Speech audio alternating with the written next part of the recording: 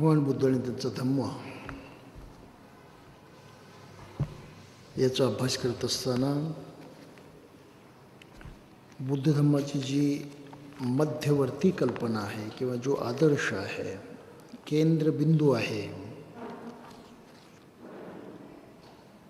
त्या निब्बाण या संकल्पनेचा आपण अभ्यास करतो आहोत. इतर धर्मामध्ये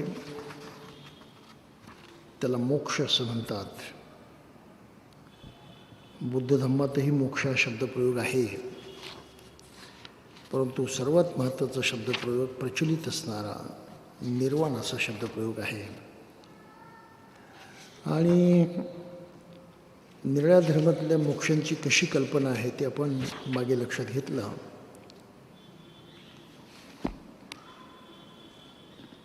त्यामध्ये प्रामुख्यानं मेल्यानंतरच मोक्ष मिळतो ही मूलभूत कल्पना आहे. बुद्धाच्या निब्बाणाचं मात्र वेगळं आहे.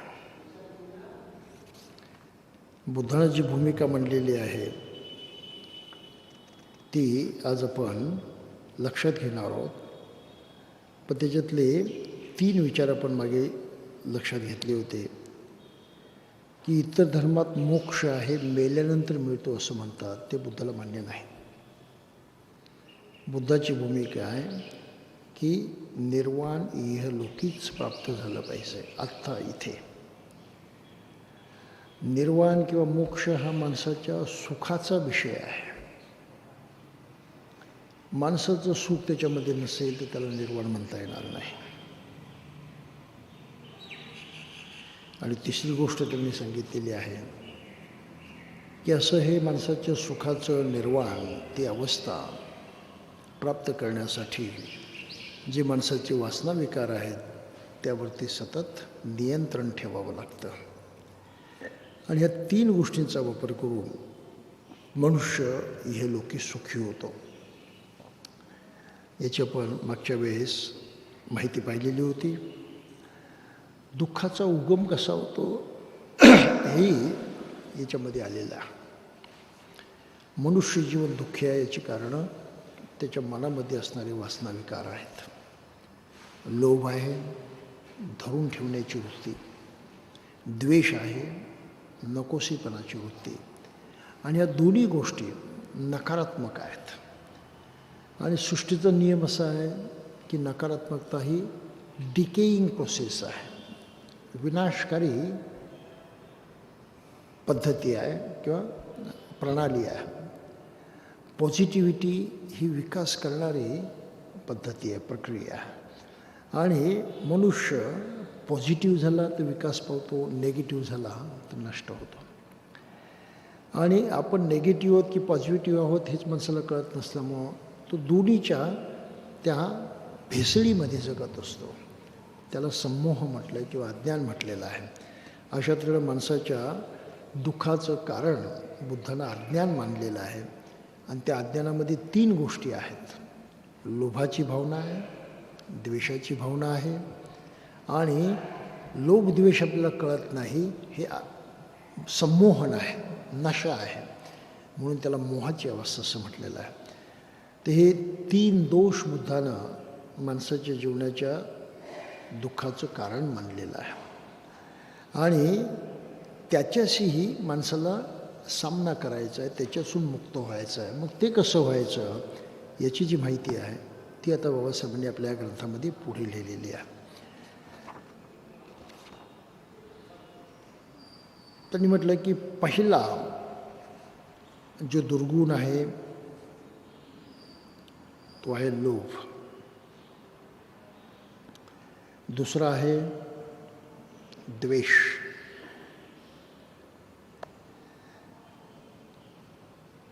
राग आणि द्वेष यांचा अग्नीसारखा संबंध आहे. प्रक्षोभक आहेत, जाळणारे आहेत, पीडादायक आहेत. आणि ते एक दुसऱ्याशी संबंधित आहे. एकमेकापासून त्यांना वेगळं करता येत नाही.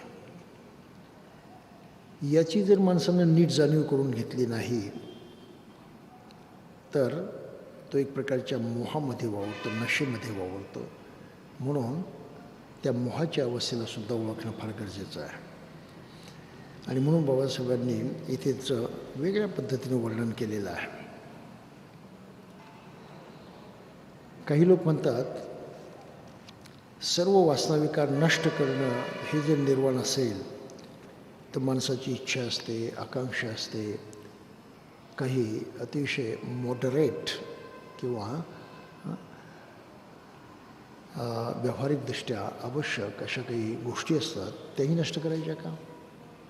विल पॉवर आहे, नष्ट करायची का? हा त्याचा अर्थ नाही. विल पॉवर हे एक मानसिक शक्ती आहे. ती पॉवर नेगेटिव्ह असू शकते, पॉझिटिव्ह असू शकते. म्हणून विल पॉवर ही पॉझिटिव्ह कशी होईल याकडे लक्ष दिलं तर ती कमी पडते. नेगेटिव्ह राहिली नुकसान होतं. मी कोणाला तरी बघून घेईल, त्याचा काहीतरी निकाल लावल्याशिवाय मी थांबणार नाही. ही महत्त्वाकांक्षा आहे, इच्छा आहे, प्रबळ इच्छा आहे. ती त्याचाही नाश करेल, स्वतःचाही नाश करेल. मला कोणाचं तरी कल्याण करायचं आहे, माझं कल्याण करायचं आहे, तर त्याच्या साऱ्या एनर्जीज डेव्हलपमेंटकडे लागतात. हा एवढा फंडामेंटल फरक आहे. आणि हा फरक कुठलाही धर्म कोणाला शिकवत नाही, कुठलाच धर्म. सर्व धर्मामधलं वैगुण्य, कमजोरी याच्यात साठवलेली आहे की जे मनुष्य करू शकतो आणि ते करण्यासाठी त्याचं जी ताकद आहे, शक्ती आहे, त्या दोन्ही गोष्टींचा कुठल्याच धर्माला पत्ता नाही, कुठल्याच धर्माला पत्ता नाही. माणसाजवळ मन आहे, ही शक्ती आहे. मनाचंच शक्ती वापरून मनुष्य काही करू शकतो, दुसरी शक्ती नाही त्याच्याजवळ. आणि त्या मनाचा कसा अचूक वापर करायचा याच्या ज्ञानाची त्याला गरज आहे, दुसऱ्या ज्ञानाची गरज नाही. जे त्याच्या हातात आहे हे साधन आहे, हत्यार आहे मन. त्याचा वापर करण्याची कला त्याला शिकवणं, ती सुखासाठी, हीच खरी शिकवण त्याला हवी आहे. दुसऱ्या शिकवणीची गरज नाही त्याला. म्हणून स्वर्गाच्या गोष्टी करणं, नरकाच्या गोष्टी करणं, देव आहे करणं, त्याच्या हातात सर्व आहे, त्याच्या हातात नाही, असं सारी बकवास आहे, नुसत्या कल्पना आहे. माणसाला काही उपयोग नाही त्याचा. माणसाला खरी गरज आहे ती. आणि हे अचूकपणे जगाच्या इतिहासात ओळखलं फक्त बुद्धाला. म्हणून निब्बाण जर मिळवायचं असेल तर साऱ्या वासना विकार, सर्व मानसिक अवस्था नष्ट करणं हा त्याचा अर्थ नाही आहे. मानसिक अवस्था सकारात्मक करणं, पॉझिटिव्ह करणं हा त्याचा अर्थ आहे. हा फार महत्त्वाचा प्रश्न आहे. इच्छा आकांक्षा मारून टाकणं हा त्याचा अर्थ नाही आहे. इच्छा आकांक्षा सकारात्मक करणं, पॉझिटिव्ह करणं हा त्याचा अर्थ आहे. म्हणून बुद्ध धर्माला नावं ठेवणारी, टीका करणारी माणसं या शब्दांचा असा अर्थ बदलतात, चुकीचा अर्थ सांगतात आणि लोकांच्यामध्ये संभ्रम निर्माण करतात. हे बुद्धाचा धर्म काही चांगला नाही, इच्छा आकांक्षा मारायला सांगतो. बुद्धाचा धर्म काय शिकवतो? इच्छा आकांक्षा मारायला सांगतो. काही कामाचा नाही. इच्छेशिवाय मनुष्य जगू शकत नाही, आकांक्षा असतातच, त्याशिवाय मनुष्य जगू शकत नाही. बस तिथेच मनुष्य मागे फिरतो. हा सारा गोंधळ हिंदूंनी निर्माण केलेला आहे, ब्राह्मणांनी निर्माण केलेला आहे. आणि त्याचं स्पष्टीकरण बाबासाहेब ग्रंथामध्ये करतात. ही किती मोठी गोष्ट आहे ती पहा. जगातली बौद्ध राष्ट्र नाही सांगणार, ते कुठलाही बौद्ध पंडित नाही सांगणार तो जगातला. का तर इथे ब्राह्मणांनी काय चालाकी केली त्यांना माहीत नाही, शब्द कसे फिरवले त्यांना माहीत नाही, लोकांना कसं बनवले त्यांना माहीत नाही. ते बाबासाहेबांना माहीत आहे. म्हणून नेमकं ते त्या दृष्टीने इंटरप्रिटेशन करू शकतात. ही एक याच्यातली फार महत्त्वाची गोष्ट आहे. बाबासाहेबांच्या ग्रंथाचं हे अतिशय महत्त्वाचं वैशिष्ट्य आहे. आता त्यांनी काय म्हटलं? इच्छा आकांक्षा नष्ट करणं हा त्याचा अर्थ नाही. वासना विकारावरती ताबा ठेवणं हा महत्त्वाचा भाग आहे. तर अंगुत्तर निकायामध्ये एक सूत्र आलेलं आहे, संयुक्त निकायामध्ये सुद्धा आलेलं आहे, ते महावर्गामध्ये सुद्धा आलेलं आहे, 3 ठिकाणी आलेलं आहे. त्याचं नाव आहे अग्निस्कंदोपम सूक्त. आणि बाबासाहेबांनी त्यावरती काय म्हटलेलं ते पहा.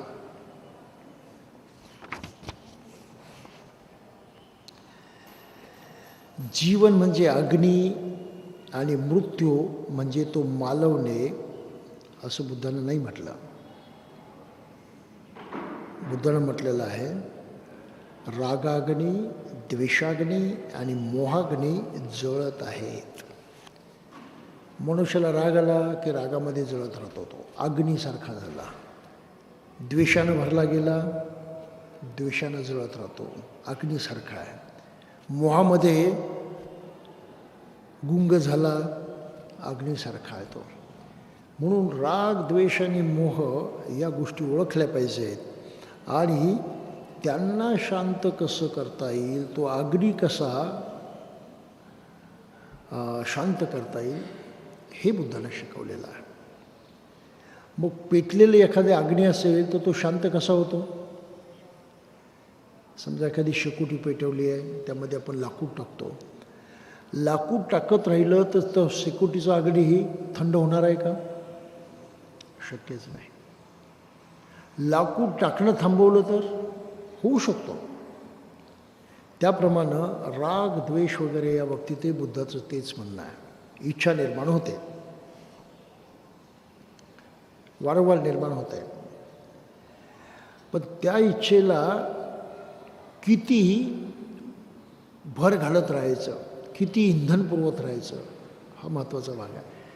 तुम्ही सतत इंधन जर पुरवत राहिला तर त्या इच्छा आकांक्षा भडकणार आहेत, उद्रेक होणार आहेत. अधिकाधिक पाहिजे, जास्तीत जास्त पाहिजे, म्हणून मनुष्य पागल होऊन जातो, वेडा होऊन जातो.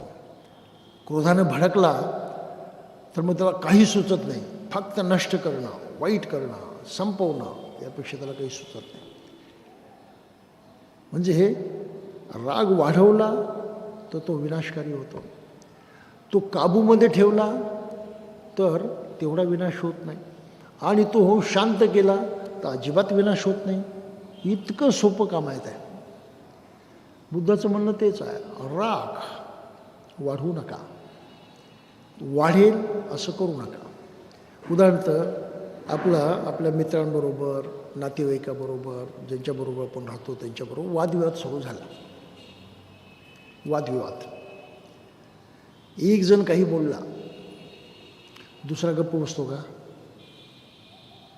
तो काही न बोलणार, त्याला उत्तर आलंच, याचं उत्तर गेलंच.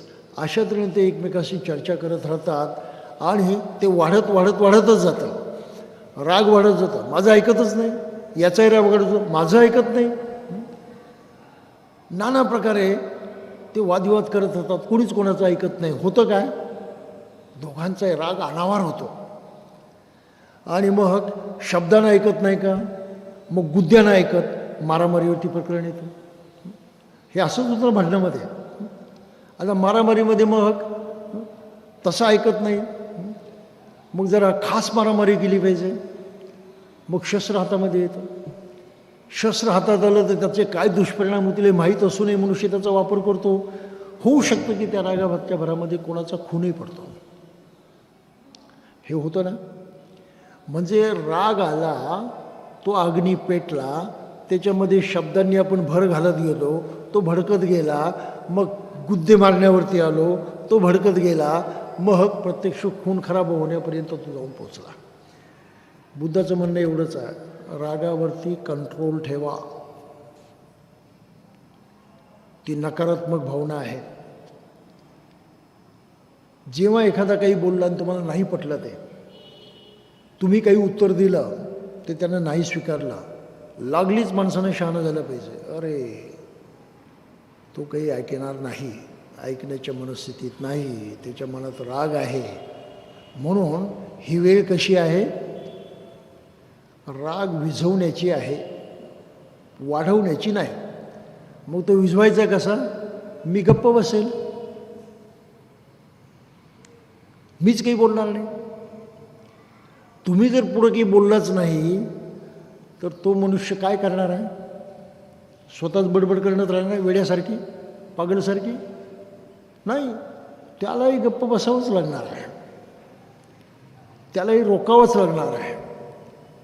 आणि त्या रोखण्यामध्ये गप्प बसण्यात काही वेळ गेला की रागाचा पारा खाली उतरतो, राग कमी होऊन जातो, वातावरण बदलतं. राग कमी झाला तर मग पुन्हा बोलण्याची संधी आहे, एकमेकाला समजून सांगण्याची संधी आहे, दुसऱ्याचं ऐकून घेण्याची संधी आहे. परंतु रागाच्या भरात जर आपण करत राहिलो तर आपण स्वतःलाही काही त्याचा लाभ पोचवत नाही, दुसऱ्याच्याही कमी पडत नाही. हे काही लक्षात येतं आपल्या.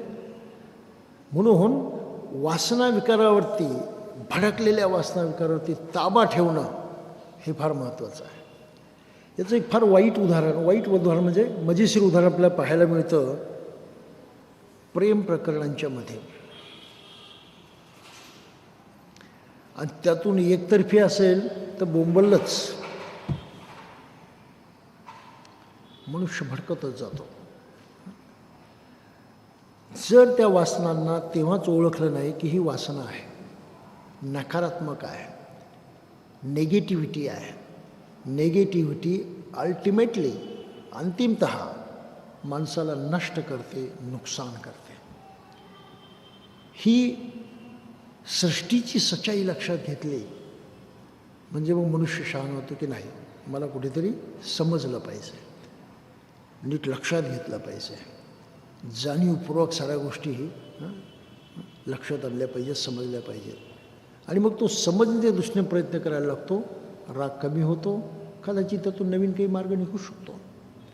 म्हणून रागाच्या अग्नीवरती, द्वेषाच्या अग्नीवरती अशा प्रकारचा उपाय करणं फार गरजेचं असतं. घराघरामध्ये त्यांना वाद होतात आणि लक्ष ठेवायचं, वादाच्या भरामध्ये आपण दुसऱ्यांना जे काही अपशब्द बोलतो ते त्या माणसाच्या अंतःकरणाला लावून भिडतात, अंतःकरणाला जखम होते, मनाला जखम होते, ब्लिडिंग होतं, ते कधी थांबत नाही. शांत झाला तरी थांबत नाही, मेमरीमध्ये राहतं की त्यानं माझा अपमान केला होता, त्यानं मला असं असं वागवलं होतं.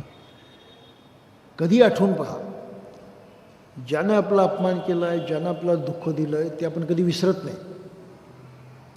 चांगलं केलेलं विसरून जातो, ते ओझंच राहत नाही.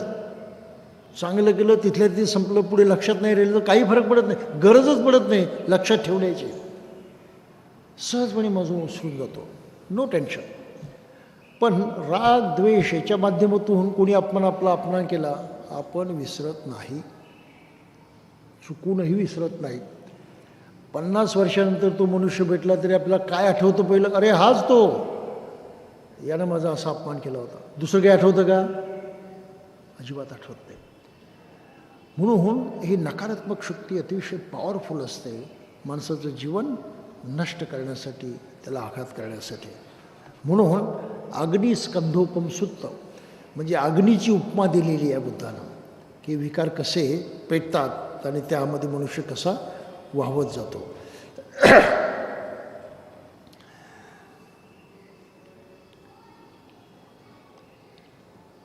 म्हणून बाबासाहेबांनी ते फार चांगला शब्दप्रयोग वापरलेला आहे.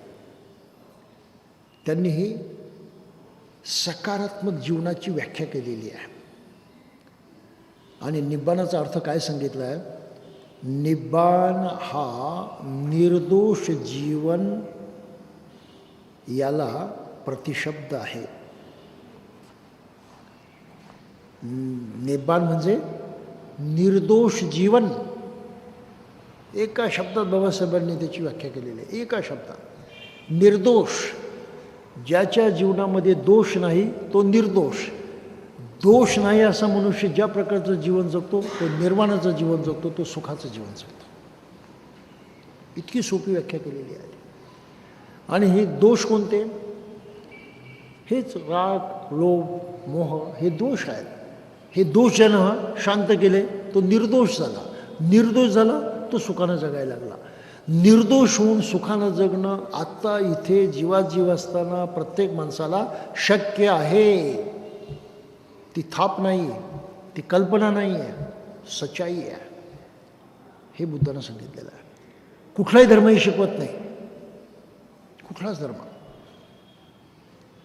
की माणसाजवळ एवढी ताकद आहे तो आपलं जीवन निर्दोष करू शकतो, नाही शिकवत. म्हणून कुठलाही धर्म माणसाच्या कल्याणाचा ठरलेला नाही इतिहास काळामध्ये, हे थोडंसं लक्षात घ्या ना. धर्माच्या नावानं युद्ध झालेली आहेत, खून खराबा झालेला आहे. धर्माच्या नावानं मनुष्य इतका भयंकर द्वेष करतो की त्या द्वेषाला तुलना नाही. हे आजही आपण पाहतो. माझ्या धर्माच्या विरोधात आहे ना, तो माझा शत्रू. काही संबंध नसतो एकमेकाचा, ओळखसुद्धा नसते, एकमेकाचं कोणी काही वाईटही केलेलं नसतं.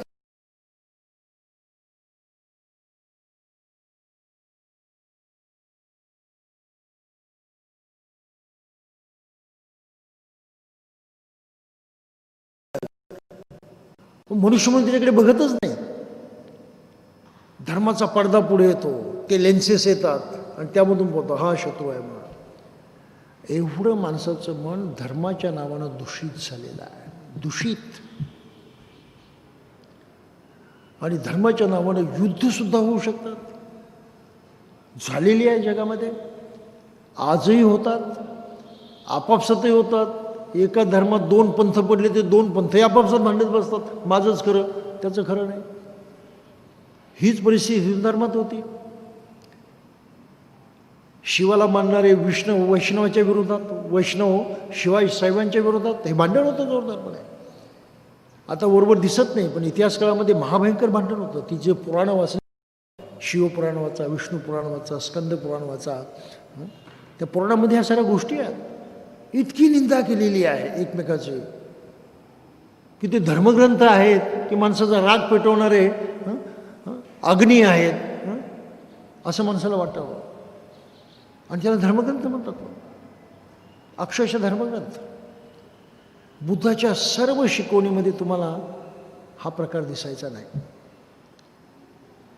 दुसऱ्या धर्मात काय कमजोरी आहे ती त्यांनी सांगितली, ते अज्ञान आहे याच भाषेमध्ये सांगितलं, द्वेष करण्यासाठी सांगितलं नाही. म्हणून बौद्ध माणसानं इतर धर्मियांशी कसं वागायचं आहे ना प्रश्न. तो फार मोठा प्रश्न नाही, अतिशय छोटा प्रश्न आहे बौद्धांच्या दृष्टिकोनातून. इतर धर्माच्या माणसाकडे तो प्रथमतः मनुष्य म्हणून पाहतो. आम्ही माणसं म्हणून एकसारखीच आहोत, सुखदुःख एकसारखंच आहे, जगणं एकसारखंच आहे, इच्छा आकांक्षा एकसारख्याच आहे, काही फरक नाही. तो विशिष्ट कल्पनांना मानतो, देवाला मानतो, आत्म्याला मानतो, आणखी कशाला मानतो. बौद्ध मनुष्य म्हणतो ते त्याचं अज्ञान आहे. मानतोय मानू ते, त्याचं अज्ञान आहे. मला दूर करता आलं करेल, पण नाही करता आलं तर त्यासाठी भांडणार नाही मी त्याच्याशी. व तुझं अज्ञान आहे, तू करतोस कर, मी तुझ्याशी माणसासारखंच वागेल. तुझ्या त्या करण्यामुळं माझ्या मनात द्वेष निर्माण होणार नाही. फार वेगळी भावना आहे, विलक्षण वेगळी. कुठल्याही धर्माच्या माणसाशी वागताना मनुष्य इतक्या आत्मविश्वासानं, खात्रीनं वागू शकतो. तो कल्पनांचा गुलाम झालेला आहे, त्याची समज चुकीची आहे, त्याचं ज्ञान कमजोर आहे. त्या कमजोरीमुळे तो असा वागतो. मी तसा वागणार नाही, उलट जमलं तर मी त्याची कमजोरी कमी करेल, माझ्यासारखं बनवेल त्याला. नाही जमलं तर मीही त्याचा द्वेष करणार नाही आणि त्या कमजोरीला धरून मी त्याशी भांडणार नाही, त्याशी युद्ध करणार नाही. पूर्णपणे शांतीची भावना आहे. ही जी पराकुटीची माणुसकी बुद्धानं शिकवली ती कुठल्याही धर्मामध्ये नाही. विचार करून पहा, कुठल्याच धर्मामध्ये नाही. हे बुद्ध धर्माचं खास वैशिष्ट्य काय आहे तर त्यांनी मनाची अवस्था जाणलेली आहे की हे सारं मनामध्ये आहे. मनात अज्ञान आहे म्हणून तसं होतं, मनात राग दोष आहे म्हणून तसं घडतं. ते जर तुम्हाला कळतं तर तुम्ही त्याच्या नादी लागायला नको. पण मनुष्य आपल्या त्या कल्पनांना चिकटून राहतो, त्या भावनांना धरून राहतो आणि त्या पुढे करून तो वागतो. उदाहरणार्थ स्त्रिया नंबर 2, स्त्री पुरुषांची बरोबरी नाही, ही कल्पना अनेक धर्म सांगतात. फक्त बुद्धानंच ती फेटाळून लावली. स्त्री आणि पुरुष एकाच नाण्याच्या 2 बाजू आहेत हे बुद्धाचं म्हणणं आहे. एकाच नाण्याच्या 2 बाजू, एक श्रेष्ठ आणि एक कनिष्ठ ही भानगड नाही. बाकीच्या जवळजवळ सर्व धर्मामध्ये स्त्रीची जागा दुय्यम, महत्त्वाची नाही. काही धर्मामध्ये तर स्त्रियांना पापी म्हटलेलं आहे जन्माल्यापासून, मरेपर्यंत त्यांचं पाप संपत नाही म्हणे. ते धर्मावरती टीका होती म्हणून मी एकदम स्पष्टपणे काही गोष्टी बोलू शकत नाही, बोलण्याची गरजही नाही आपल्याला. बुद्धाची भूमिका त्या बाबतीत वेगळी आहे. मग व्यवहारामध्ये ज्या माणसाच्या डोक्यावरती हा पगडा आहे, स्त्री नंबर 2, दुय्यम, बरोबरीची नाही, ती माणसं कशी वागतात त्याचं उदाहरण मागे मी आपल्याला सांगितलं होतं, परत ते सांगायला काही हरकत नाही. मी एकदा प्रवास करत असताना रेल्वेनं म्हणजे त्या डब्यामध्ये एक तरुण जोडपं येऊन बसलं. त्या स्त्रीच्या हातामध्ये एक सुटकेस होती आणि प्लॅस्टिकची पिशवी होती. तिनं सुटकेस सीटच्या खाली सरकवली, प्लॅस्टिकची पिशवी ठेवण्याचा प्रयत्न केला, पण जरा मोठी असल्यामुळं व्यवस्थित काही सीटच्या खाली बसले नाही, अर्धवट बाहेर राहिले. तितक्यात आणि मग ते आपल्या खिडकीजवळ सीट होती तिथे बसली आणि बाहेर मोठ्या आनंदानं पाहत होते. तितक्यात तिचा नवरा आला, तोही खुश होता, तोही शेजारी बसला. इकडे तिकडे पाहत असताना त्याच्या पायाला पिशवी लागली. झटकन उठला तो, पिशवी बाहेर काढले, सामान खालीवर केलं आणि परत व्यवस्थित आतमध्ये सरकवून ठेवले. मी मनात म्हटलं किती चांगला मनुष्य आहे, सभ्य आहे, जबाबदारी जाणतो, आपलं कर्तव्य कसं पार पडायचं त्याप्रमाणे त्यानं पार पडलेलं आहे, त्यामुळे जंटलमन आहे, अशी माझी भावना झाली.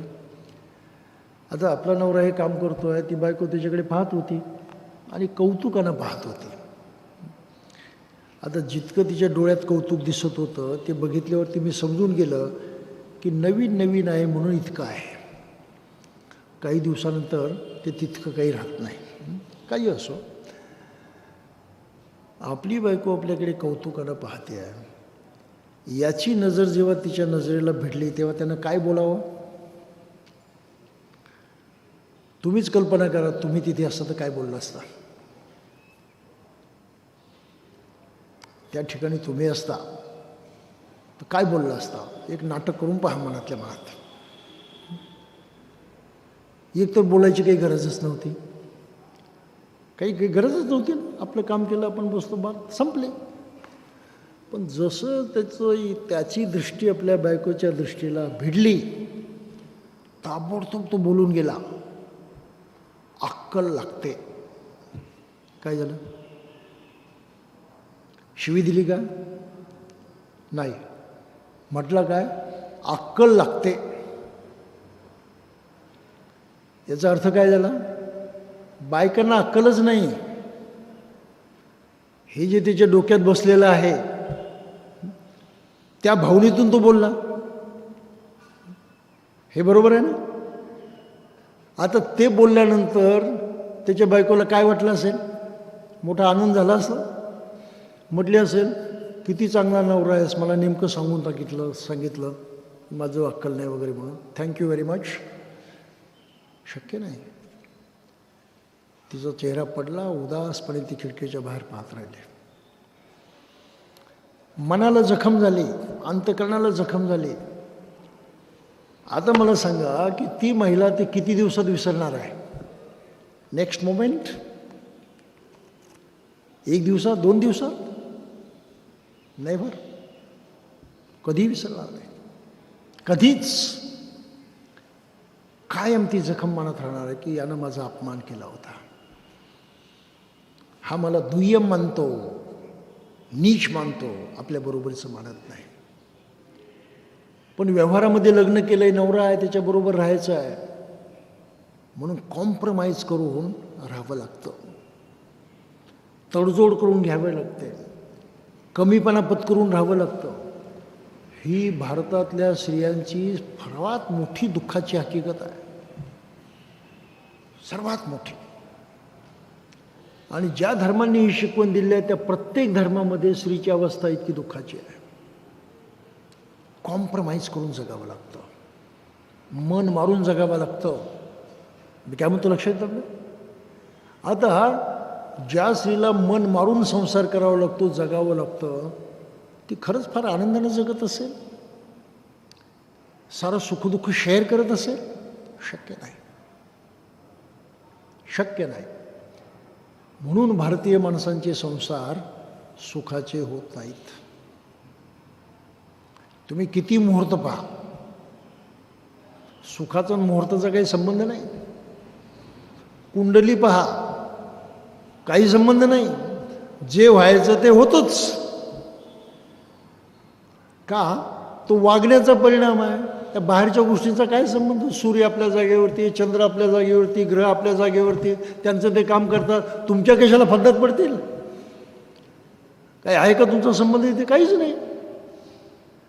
तरी मनुष्य इतका वाहवत जातो आणि म्हणून दुःख निर्माण करतो. बुद्धानं म्हणून तेच सांगितलेलं आहे, आपल्या वासना विकारांची काळजी घ्या, सावध राहा. तुम्ही कोणाचा अपमान केला, दुःख होणार आणि आज नाही उद्या तुम्हाला त्याचं फळ भोगावं लागेलच. परिणाम थांबत नाही. आणि याचं फार क्लासिकल उदाहरण मला माहीत आहे. ते असं एका वैवाहिक जीवनाचंच आहे. एका महिलेचा पती मरण पावला. पुण्याची गोष्ट आहे ती. खूप रडली ती, खूप रडली, इतकी रडली, इतका शोक केला की त्या मैतेला आलेले लोकसुद्धा गडबडून गेले. म्हणून काय किती शोक करते, किती या बाईचं प्रेम असेल आपल्या नवऱ्यावरती. लोकही मोठे अचंबित झाले. तो नवरा जो होता तो सरकारी नोकर होता, साधंच नोकर होता. परंतु एकच आदत होती त्याला, प्यायचं. इतकी वाईट की तो जेवताना सुद्धा दारूचा ग्लास जवळ ठेवायचा, त्याशिवाय त्याला चैन पडत नव्हतं. कामावरती गेला तरी तेच पिऊनच जायचं, घरातून तसं बाहेर पडायचं नाही.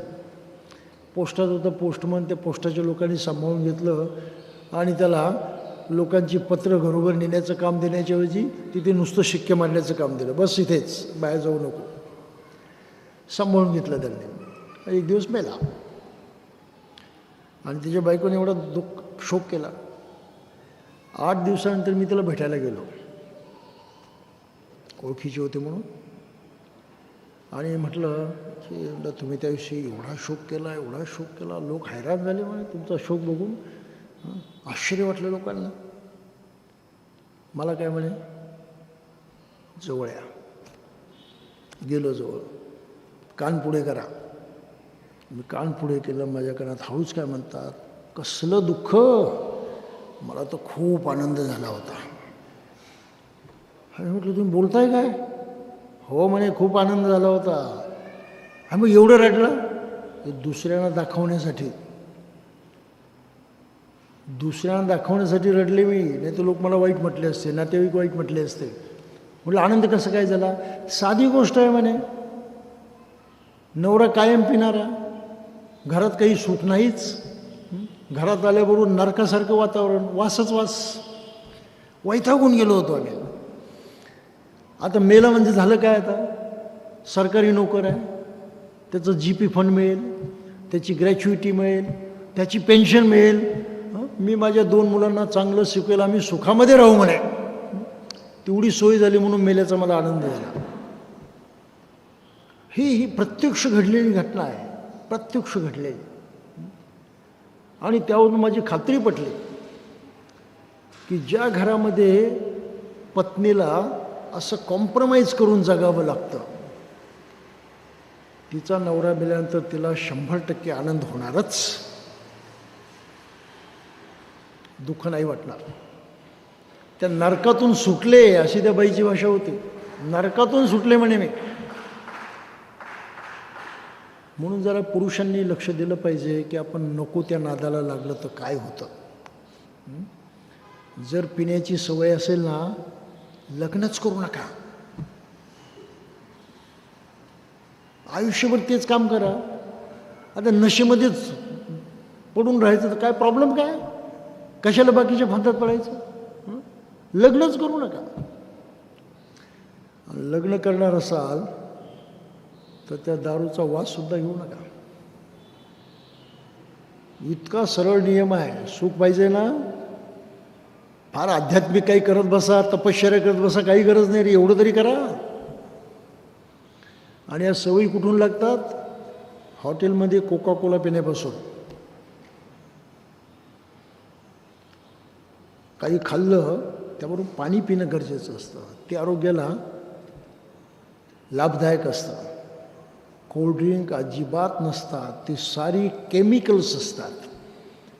आणि इंटरनेटवरती जरा पहा. अमेरिकन याच्यामध्ये त्यांनी कोको कोलाचं विश्लेषण त्याच्यावरती दाखवलेलं आहे. यूट्यूबवरती दाखवलेलं आहे की त्याच्यामध्ये किती विषारी केमिकल्स आहेत आणि ती माणसाचं आरोग्य किती धोक्यात आणतात. म्हणून जेव्हा तरुण मंडळी मी हॉटेलमध्ये काही खाताना आणि त्याच्याबरोबर कोको कोला पिताना बसतो, मला मोठं वाईट वाटतं. काय अज्ञान आहे. आता कसं सांगावं यांना, कसं शिकवावं. म्हणून केवळ दुसरे करतात ते बघून त्याला चांगलं समजू नका. असलीयत जाणून जे करायचं ते करा. कोल्ड्रिंक सर्वच प्रकारचे आर्टिफिशियल ही केमिकल्स असतात. केमिकल कंपोजिशन असतं. ते योग्य सबस्टन्स नसतं. लिंबू पाणी प्यायचं तर लिंबू पिळून प्या, ते योग्य सबस्टन्स आहे. मी काय म्हणतो लक्षात येतं? रस प्यायचा असेल त्या फळातून पिळून घ्या, ते योग्य सबस्टन्स आहे. पण ते जेव्हा पॅकबंद होतं तेव्हा केमिकल्स येतात, प्रिझर्वेटिव्स येतात, इतर काही गोष्टी येतात, टेस्ट ॲड करण्यासाठी काही केमिकल्स येतात. केमिकल्स असतात, ओरिजिनल सबस्टन्स नसतं त्याच्यामध्ये. तर ही थोडीशी आपल्या मुलांना आपण सवय लावली पाहिजे की नाही त्या गोष्टी करत बसायचं नाही. लिंबू पाणी प्यायचं तर बाकीचं ते पॅक पिण्यापेक्षा लिंबू पिऊन प्यायला काही अडचण आहे का? सर्वात उत्तम, हेल्दी, मूळ जसं आहे तसं, आर्टिफिशियल नाही. हा थोडासा आपण नेहमीच विचार केला पाहिजे. आणि तो जर विचार केला नाही, ते जर संस्कार मुलांच्यावरती घडवलं नाही तर मोठं विपरीत होऊन बसतं. ही केमिकल्स भयानक आजारांना जन्म देतात. आणि आधुनिक काळामध्ये आपल्याला पाहायला मिळतं की अगदी तरुण वयामध्ये लोकांना नको नको ते आजार व्हायला लागलेले आहेत. नको नको ते, त्याबद्दल बोलण्याची ही जागा नाही. पण मुख्य शब्द इथे कसा आहे, मुख्य भाग कसा आहे की निर्दोष जीवन जगतो त्याला निर्वाण प्राप्त झाला आहे. आपलं जीवन निर्दोष बनवायचं आहे. राग लोभ द्वेष कमी करून टाकायचे आहेत. एकदम कमी होणार नाही, कमी करून टाकायचं. म्हणून शिलांचं पालन करावं लागतं. पंचशील सामान्य गोष्ट नाही आहे. बुद्धानं म्हटलं महादान आहे ते. आणि पंचशील जितका काटेकोर मनुष्य आहे तितका तो सकारात्मक होऊन जातो, तितका तो पॉझिटिव्ह होऊन जातो, तितकी त्याची एनर्जी जी आहे ती लेवल वाढते आणि आत्मविश्वास वाढत जातो. सामान्य गोष्ट नाही ती. बाबासाहेबांनी हीच भाषा वापरलेली आहे. त्यांनी एके ठिकाणी म्हटलं होतं की माझे विरोधक, आणि किती विरोधक होते बाबासाहेबांना? उभा देश विरोधक, उभा देश, प्रत्येक हिंदू विरोधात त्यांच्या. आणि नुसता हिंदूच नाही तर जुन्या श्रद्धामध्ये अडकलेला त्या काळातला अस्पृश्य दलित सुद्धा त्यांच्या विरोधामध्ये, सारे हरिजन त्यांच्या विरोधात. ही परिस्थिती होती. ज्या दलितांसाठी त्यांनी एवढं काम केलं तोही समाज सर्वच्या सर्व त्यांच्याशी इमानदार नव्हता, हे लक्षात घ्या. गांधीशी इमानदार होता, बाबासाहेबांच्या विरोधात होता, धर्मांतराला विरोध होता त्यांचा, आजही आहे. आज जे दलित म्हणवणारे त्यांचा धर्मांतराला विरोध आहे. धर्मांतराला विरोध आहे म्हणजे बाबासाहेबांना विरोध आहे. मग बाबासाहेब मानतात का? जय भीम करतात का? जय जय काय करतात का? लाजे काजेस्तव हो त्यांच्यामुळं झालं. इमानदारीनं नाही, तिथेही बेईमानी आहे. काही लक्ष येतं आपल्या? ही बेईमानी मनुष्य करतो आहे. म्हणून बाबासाहेबांनी हा धम्म देण्यापाठीमागे हीच भूमिका घेतली होती की तुम्ही निर्दोष जीवन जगलं पाहिजे. निर्दोष जीवन जर जगला नाही तर तुम्हाला फारसं काही पुढे करता येणार नाही. आणि आज आम्ही पाहतोय की फारसं काही लोकांना करता आलेलं नाही. निर्दोष जीवन आमच्या ध्यानीमनीच नाही. म्हणून बाबासाहेब काय म्हणतात की माझे विरोधक मला का भितात? माझ्या चारित्र्यामुळं. एवढं खणखणीत चारित्र्य आहे माझं की माझ्या विरोधकांना माझ्याकडे बोट दाखवण्याची सुद्धा हिंमत होत नाही. हा माणूस लफंग आहे, दुराचारी आहे, भ्रष्टाचारी आहे, लबाड आहे, खोटा आहे, हे शब्दसुद्धा कोणाला बोलण्याची हिंमत झाली नाही बाबासाहेबांच्या काळामध्ये. हे लक्षात घ्या थोडंसं. मी काय म्हणतो लक्षात येतं आपलं? बाकीच्या शिव्या दिल्या. ब्रिटिशांचा हस्तक आहे, हिंदूंचा वैरी आहे, राष्ट्राचा वैरी आहे, राष्ट्रद्रोही आहे, अशा खूप शिव्या दिल्या. तो बेईमान ही शब्द पण कुणी काढले नाहीत. भ्रष्टाचारी हा शब्द कुणी काढला नाही. दुराचारी हा शब्द कुणी काढला नाही. ही महत्त्वाची गोष्ट आहे. आणि बाबासाहेब म्हणतात की ही माझी ताकद आहे, ही माझी शक्ती आहे. या शक्तीशी कोणीच मुकाबला करू शकत नाही. गांधीसुद्धा मुकाबला करू शकला नाही. बाबासाहेबांना गांधीनं काय म्हटलं? बाबासाहेबांनी काय म्हटलं होतं गांधीच्यात? Gandhi is a successful humbug. Humbug थोतांड आहे म्हणते. हंबग म्हणजे काय? थोतांड. पण कसं? सक्सेसफुल, यशस्वी झालेलं. एवढा मोठा मनुष्य त्या काळातला, सारा भारत त्यांना मानत होता, महात्मा मानत होता. जगामध्ये त्याचं एवढं महत्त्व वाढलेलं दिसतंय आपल्याला. अशा या मोठ्या माणसाला हंबग म्हणायचं साधी गोष्ट? गांधींची हिंमत नव्हती, त्यांच्या चेल्यांची हिंमत नव्हती बाबासाहेबांना त्या शब्दात प्रत्युत्तर देण्याची. गप्प बसावं लागलं. Try to understand. म्हणून बौद्ध समाजानं आपली ताकद जर वाढवायची असेल तर ही खरी ताकद आहे. ही ताकद जर बौद्धांनी जोपासली नाही तर बाकीची कुठलीच ताकद त्यांच्या कामी यायची नाही. हे लक्षात घ्या, कुठलीच. आणि आज दुर्दैव असं आहे की नेमकी ही ताकद जोपासण्याचा प्रयत्न आंबेडकराईट करत नाहीत. आणि तो प्रयत्न 50 वर्षात केला नाही म्हणून त्यांना काही करता आलं नाही. सगळीकडे नाराजीच आहे, सगळीकडे पडझडच आहे, सगळीकडे मागासलेपणच आहे, रडारडच आहे. शांती नाही, चांगुल पण काही नाही आहे. थोडंसं लक्षात घेतलं पाहिजे. म्हणून निर्दोष जीवन ही अतिशय महत्त्वाची गोष्ट आहे. आणि बुद्ध धर्मामध्ये बाबासाहेबांची अपेक्षा असते की माझा मनुष्य, हा दलित मनुष्य इतका गुणवान होणार आहे, इतका सामर्थ्यशाली होणार आहे की या देशाचं राज्य लोक त्याच्या हातामध्ये सोपवतील. बाबा तुम्ही राज्य करा, तुम्ही लायक आहेत, आम्ही लायक नाही म्हणून. ती वेळ आली पाहिजे. आणि म्हणून युवकांनी प्रशिक्षण घेतलं पाहिजे. जुन्या लोकांना नाही जमलं, त्यांना शिकवणारे कोणी नव्हते, समजावून सांगणारे कोणी नव्हते. आणि आज जर युवा पिढी त्याप्रमाणे शिकली नाही, नीट बाबासाहेबांनी त्याचा धम्म जाणू शकली नाही, नुकसान काय होणार आहे? जे जुन्यांचं झालं त्यापेक्षा जास्त होणार आहे. म्हणून निर्वाणाची बाबासाहेबांनी केलेली व्याख्या अतिशय सुंदर व्याख्या आहे. निर्दोष निब्बाण म्हणजे निर्दोष जीवन.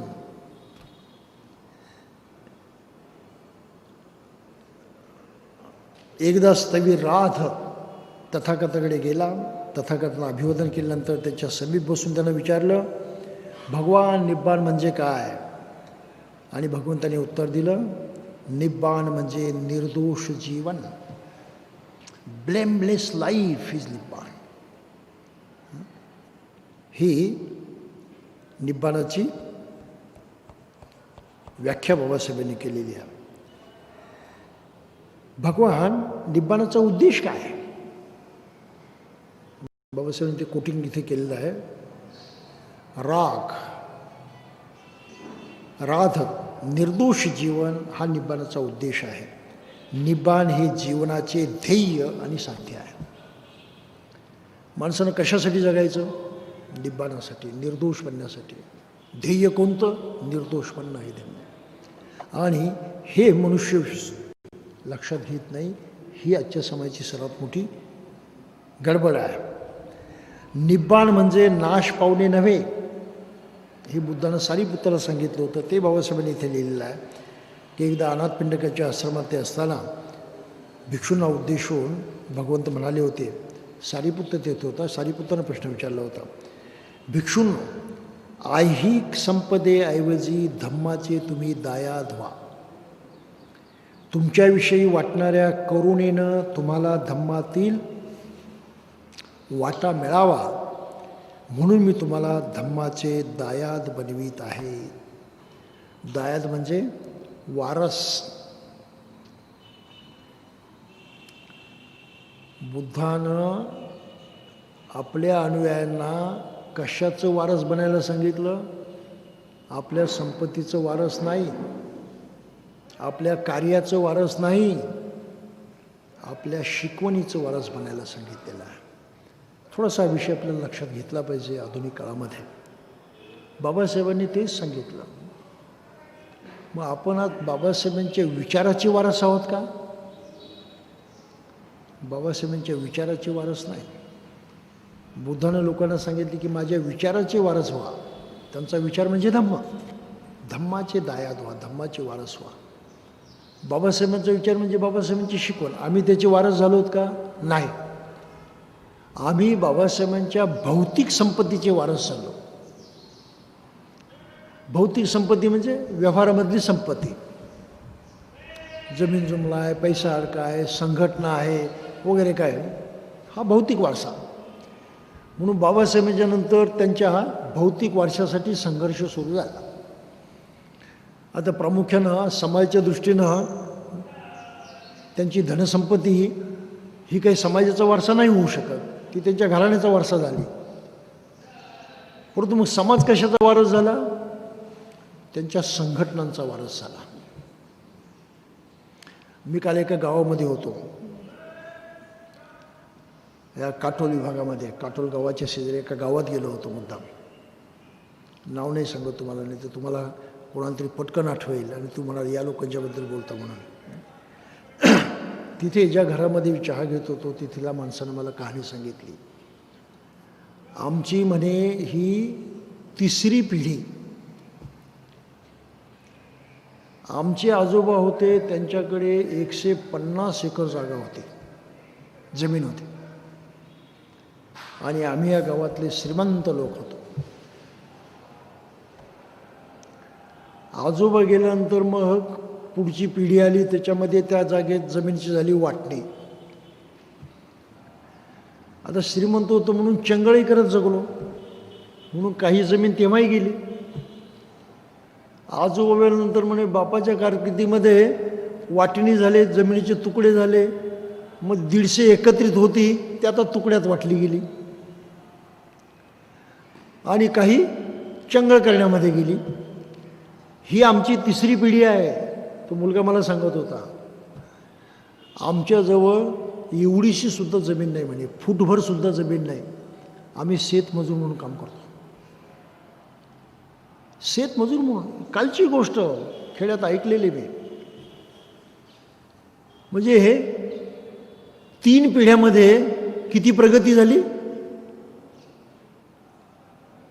जो जमीनदार होता त्याच्या तिसऱ्या पिढीमध्ये तो शेतमजूर झाला. ही बौद्ध लोकांची प्रगती सांगतोय मी आपल्याला. एकाची गोष्ट नाही, त्या गावामध्ये अशा अनेक गोष्टी ऐकायला मिळाल्या. कुठल्याही गावात जा तुम्हाला या गोष्टी ऐकायला मिळतात. याचा अर्थ काय? बापाची प्रॉपर्टी मुलांच्यामध्ये वाटली जाते आणि कमी होते. प्रत्येकाच्या वाट्याला कमी येते ना. पुढे त्यांच्या मुलांच्यामध्ये वाटली जाते, आणखी कमी होते, आणि मग एक दिवस ती संपून जाते. ही भौतिक वारशाची गोष्ट आहे. कुठल्याही त्या मुलांना वाटत नाही की एकत्रित आहे ते सर्वांच्या कामाचं आहे, आपण तसंच ठेवलं पाहिजे आणि एकोप्याने त्याचा फायदा घेतला पाहिजे, असं कोणालाही वाटत नाही. माझा हिस्सा वाटणी झालीच पाहिजे, नाही तर कोर्टामध्ये. हा प्रकार आहे ना. ही परिस्थिती आहे की नाही? तसं बाबासाहेबांचं सुद्धा संघटनाच झालं. बाबासाहेबांचा पक्ष वाटणी झाली पाहिजे. आम्ही वारस आहोत, मग प्रत्येकानं आपली वाटणी केली. RPI कंसात A, RPI कंसात B, RPI कंसात C, अशा प्रकारे सारी वाटणी झाली. संघटितपणे तुम्ही जो काही सामना करू शकत होता, आता सामना करायला इथे एक ग्रुप, तिथे एक ग्रुप, तिथे एक ग्रुप, आणि तेही आपापसात एकमेकाच्या विरोधात. तुम्ही लढाई जिंकू शकणार आहात? लढाई जिंकू शकणार आहेत का? मी काय चाललं आहे समाजामध्ये आणि कोणाला कळत नाही? मी काय म्हणतो लक्षात येतं? बाबासाहेबांच्या धार्मिक संघटनेचं ते, समता सैनिक दलाचं ते, इथे 4 बसतील, तिथे 4 बसतील, तिथे 4 बसतील. मी काय म्हणतो लक्षात येतं की बाबासाहेबांच्या वारशाला आम्ही भौतिक वारसा समजून त्याचे तुकडे तुकडे केले आहेत. त्या तुकड्याचे मालक होऊन आम्ही खरे आंबेडकर आहेत म्हणून लोकांना सांगत राहिलो. अरे काय पागलपणा आहे! किती स्वतःची फसगत करून घ्याल, किती स्वतःच्या अकलेचा पंचनामा करून घ्याल, हा त्यातला प्रश्न आहे. हे ज्या लोकांना कळत नाही ते नाही यशस्वी होऊ शकत जगामध्ये, जिंकू शकत नाही. जिंकणं तर दूर आहे, त्यामध्ये सुद्धा ते सुखानं राहू शकत नाही, तेही नष्ट होऊन जातं. आज बाबासाहेबांच्या चळवळीचं ते झालेलं आहे. सर्वात श्रेष्ठ विचार बाबासाहेबांनी दिला कोणता? धम्माच्या मार्गाने जा. माझं हे तत्त्वज्ञान धम्माचं तत्त्वज्ञान आहे. जे जे बाबासाहेबांनी शिकवलं ते सारं धम्मातलंच आहे, आणि त्यांनी कबूल केलेलं आहे की सारी माझी शिकवण मी भगवान बुद्धापासून घेतलेली आहे म्हणून. म्हणजे बाबासाहेबांची सारी शिकवण म्हणजे धम्म. तो धम्म आपल्याला दिला, तो किती लोकांनी घेतला? घ्यायलाच तयार नाहीत, मानायलाच तयार नाहीत, करायलाच तयार नाहीत. नाम के वास्ते फक्त बौद्ध म्हणायचं आणि काम के वास्ते जय श्री साई किंवा जे काही असेल ते. हा प्रकार आजही चालू आहे, आजही. म्हणून वारंवार मी ते उदाहरण आपल्याला देतो की मुसलमानाची बांधिलकी अल्लाशी आहे, त्याच्या देवाशी, आणि त्याची प्रार्थना मस्जिदमध्येच जाऊन करायची, घरी करून नाही चालत. म्हणून तो मस्जिदीमध्येच जातो. म्हणत नाही का रे त्या गटाचा आला काय मग मी नाही जाणार, माझा विरोधक आला का तिथे मग मी नाही जाणार, असं नाही म्हणत तो. बौद्धांची भाषा नेमकी तीच. आता विहार नाही, आता त्या गटाच्या ताब्यात गेला, आता ते पाहतील, आता आम्ही काही जाणार नाही. हे काय चाललंय? क्वालिफाईड लोकांच्याकडून ही भाषा मी ऐकतो, माझ्या कानावरती विश्वास बसत नाही. हा मनुष्य क्वालिफाईड आहे काय, ज्ञानी आहे की अज्ञानी आहे म्हणून. अज्ञान प्रकट कर, ही वस्तुस्थिती आहे की नाही. आता उद्या बुद्ध जयंती येईल, आपल्या घराच्या शेजारच्या विहारात जाण्याची सुद्धा बुद्धी कोणाला होत नाही. त्याचं प्लॅन वेगळं. आता सुट्टी आहे, मग कुठे जायचं, कोणती पार्टी करायची, कुठल्या सिनेमाला जायचं, काय ह्याचं प्लॅनिंग त्याचं. कोण बुद्ध, काय बुद्ध जयंती, काही घेणं नाही मला. ही आज परिस्थिती आहे. म्हणजे आम्ही बाबासाहेबांचा भौतिक वारसा चालवून आपलं आज वाटोळं केलेलं आहे. आपल्याला बाबासाहेबांच्या विचाराचाच वारसा चालवला पाहिजे, धम्माचाच वारसा चालवला पाहिजे. तो वारसा जर आम्ही चालवण्यास योग्य नसू तर आपल्याला भविष्य नाही, हे आपण लक्षात घेतलं पाहिजे. म्हणून निर्दोष जीवन इथे येतं. बाबासाहेबांच्या धम्माचा वारसा निर्दोष जीवनाचा वारसा आहे, आणि तो आपण घेतला पाहिजे, त्याचं वारस बनलं पाहिजे. म्हणून बुद्धानं राहुलला काय सांगितलं ती गोष्ट लक्षात घेण्यासारखी आहे. जेव्हा भगवंतांनी कपिलवस्तूला भेट दिली, त्याचं तिथे स्वागत केलं झालं. राजा शुद्धोधनी बौद्ध झाला. मोठ्या प्रमाणात लोकांनी बुद्धाचं शिष्यत्व पत्करलं. आणि कपिलवस्तूमध्ये राजधानीत गेले असताना राजानं स्वागत केलं, बापानं स्वागत केलं शुद्धोधनानं, पण त्या स्वागतामध्ये यशोधरा काही आली नाही. आणि बुद्ध समजून चुकले की ते सन्मान बाळगणारी मानी स्त्री आहे. ती स्वतःहून आता माझा नवराच बुद्ध झाला, मी जाते भेटायला, नाही येणार ते. तिला स्वाभिमान आहे. सन्मान आहे. म्हणून बुद्ध स्वतः भेटायला गेले. ही गंमत आहे बरं बुद्ध धर्मातली. त्यांनी म्हटलं नाही, अरे बाई ते बाईने एवढा आगाऊपणा करते, मी एवढा बुद्ध होऊन आलो माझं स्वागत करायला नाही, ही काही बायको आहे का? असंच कुणी म्हटलं असतं ना, मी एवढा पराक्रम करून आलो आणि माझी बायकोने स्वागत करायला, चिडून जातो तो. चिडणं बरोबर आहे का? मूर्खपणा आहे तो. पण आपण त्या मूर्खपणा करण्याला पराक्रम म्हणतो, मोठेपण म्हणतो. बुद्धानं नाही केलं तसं. ते मूर्खपणानं वागले नाहीत. ते म्हटले की यशोधरा स्वाभिमानी आहे, मला तिची भेट घेणं गरजेचं आहे. एवढी इज्जत त्यांनी केली बरं. हे मुद्दाम सर्वांनी लक्षात घेण्यासारखं आहे. समता ही समता आहे, सन्मान हा सन्मान आहे, इज्जत ही इज्जत आहे. गेले भेटायला. यशोधरेने त्यांचे पाय धरून नमस्कार वगैरे केला, रडलीसुद्धा, परंतु पुन्हा सावरली आणि मग तीही पुढे तर भिक्षुणी झाली, आपल्या सर्वांना माहीत आहे. तर तेव्हा जेव्हा बुद्ध भोजनदान संपून निघाले, तेव्हा यशोधरेने आपल्या मुलाला सांगितलं, तेव्हा तो 7 वर्षांचा होता, राहुलला, हे राहुल, ह्या सर्व लोकांच्यामध्ये जे दैदिप्यमान पुरुष दिसतात, ज्यांना बुद्ध म्हणतात, ते तुझे वडील आहेत, ते तुझे पिता आहेत. तू जा त्यांच्याकडे आणि तुझा वारसा माग. मुलगा आहे सुद्याचा, तुझा वारसा हक्क माग त्यांच्याकडे. लागलीच राहुल आपला पळतच बाहेर पडतो. भिक्खू संघ रस्त्याला लागलेलो असतो. राहुलही बुद्धाच्या जवळ चालत असतो. बुद्धाची सावली त्याच्या अंगावरती पडलेली असते. त्या सावलीमध्ये तो चालत असतो.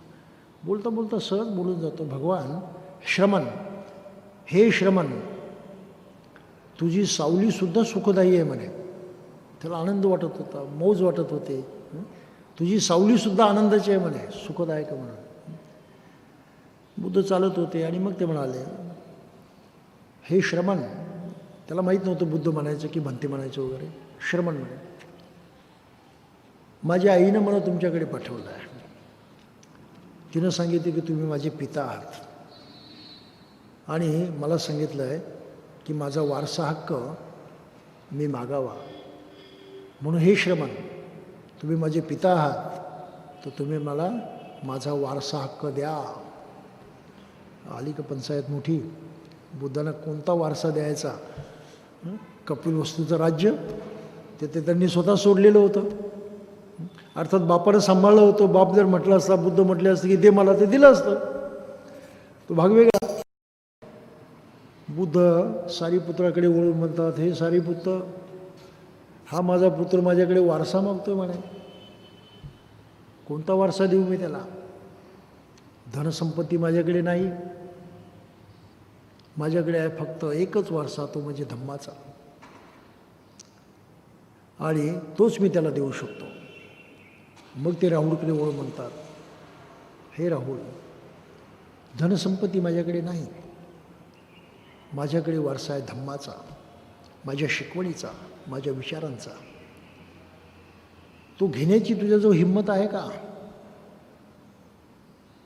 तो घेण्यास तू तयार आहेस का?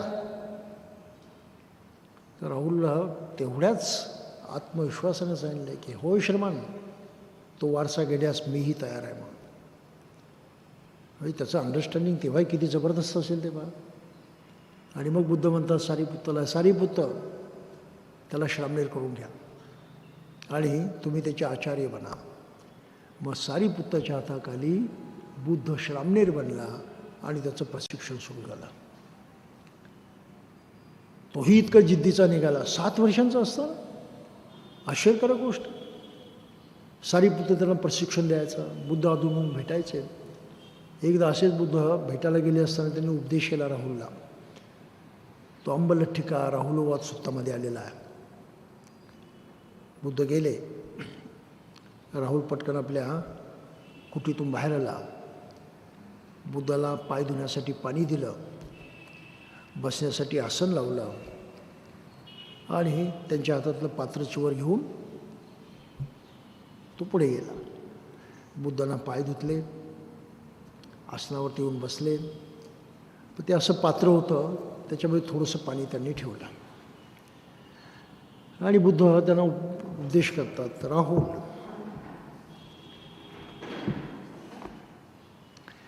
या पात्रामध्ये पाणी आहे का? तर त्याला बघितलं होतं, हा भगवान त्याच्यात पाणी आहे थोडंसं. बुद्ध त्याला काय म्हणतात, हे राहुल, जो मनुष्य उच्च जीवन जगतो परंतु खोटं बोलतो, खोटं वागतो, स्वतःलाही फसवतो, दुसऱ्यालाही फसवतो, तो मनुष्य त्या जीवनास लायक नाही. त्याचं ते जीवन त्या थोड्याशा अल्प पाण्यासारखं आहे, त्याला किंमत नाही. मग राहुलला म्हणतात ते पाणी टाकून दे. मग राहुल ते पाणी टाकून देतो. मग बुद्ध म्हणतात की जो मनुष्य खोटं बोलतो, खोटं वागतो, त्याचं जीवन त्या रिकाम्या भांड्यासारखं झालेलं असतं. आयुष्य रिकामं, काहीच नाही त्याच्यामध्ये. मग ते त्याला ते उलटं ठेवायला सांगतात. असं पात्र राहुल उलटं ठेवतं. आणि मग बुद्ध म्हणतात की जो मनुष्य खोटं बोलतो, खोटं वागतो, त्याचं सारं जीवन उलटं झालेलं असतं. आयुष्यात त्याला काही मिळत नाही, कारण त्याच्यात काही शिरतच नाही कुठून, सारं बंद झालेलं असतं. आणि म्हणून त्यांना स्पष्ट शब्दात बुद्धांना सांगितलं की हे राहुल, स्वप्नात सुद्धा खोटं बोलणार नाही, खोटा विचार